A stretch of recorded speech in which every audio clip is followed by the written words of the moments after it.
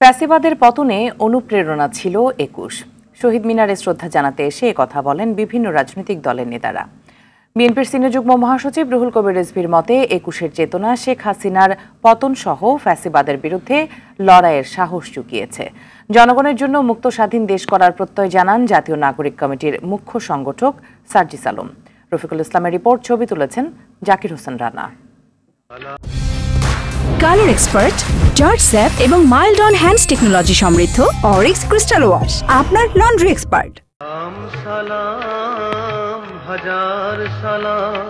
রাষ্ট্রভাষা বাংলার দাবিতে ১৯৫২ সালের এই দিন বাঙালির রক্তে রঞ্জিত হয় রাজপথ। ওই রক্তের দামে এসেছিল বাংলার স্বীকৃতি, আর তার সিঁড়ি বেয়ে অর্জিত হয় ৭১-এর স্বাধীনতা। একই পথ ধরে আসে ২৪-এর গণ অভ্যুত্থান। হাসিনার ফ্যাসিবাদ মুক্ত জাতি তাই এবার মুক্তির ভিন্ন আমেজে শহীদদের রক্তের ঋণ কিছুটা শোধ দিতেই এই শ্রদ্ধা নিবেদন।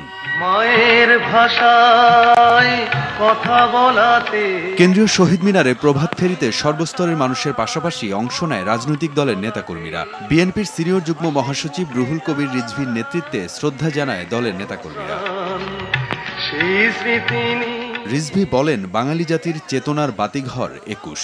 যদি কখনো আবারও কোনো ফ্যাসিজমের উত্থান ঘটে, কোনো ধরনের ডিক্টেটরের উত্থান ঘটে, ২১শে ফেব্রুয়ারি আমাদের এদেশের দামাল ছেলেদেরকে, এদেশের জনগণকে আবারও রাজপথে লড়াই নামতে উদ্বুদ্ধ করবে। ২১-এর চেতনায় নতুন বাংলাদেশ গড়ার প্রত্যয় সার্জিস আলম সহ তরুণ প্রজন্মের নেতাদের।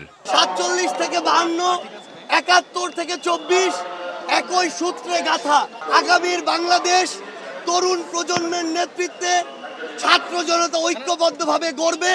নতুন প্রজন্ম তারা পুরানো ধাঁচের যে একটা হানাহানির রাজনীতি, সেটার থেকে বের হয়ে আসতে চায়। আমরা এটা আর চাই না। এছাড়াও বাসদ, জাকের পার্টি ও বাম দলগুলোর নেতাকর্মীরাও শ্রদ্ধা জানায় শহীদ বেদিতে। ২১-এর চেতনায় জাতীয় ঐক্যের প্রত্যাশা তাদের। ২১ মানে মাথা নত না করা, ২১ মানে হাতে হাত রেখে সকল প্রকার অন্যায়ের বিরুদ্ধে প্রতিরোধ গড়ে তোলা। তাই তো সব মত, সব পথ আজ মিলে গেছে কেন্দ্রীয় শহীদ মিনারে। আগামী দিনে ভেদাভেদ ভুলে একটি সুখী সমৃদ্ধ বাংলাদেশ গড়ার অঙ্গীকার সবার মনে। রফিকুল ইসলাম, RTV, ঢাকা।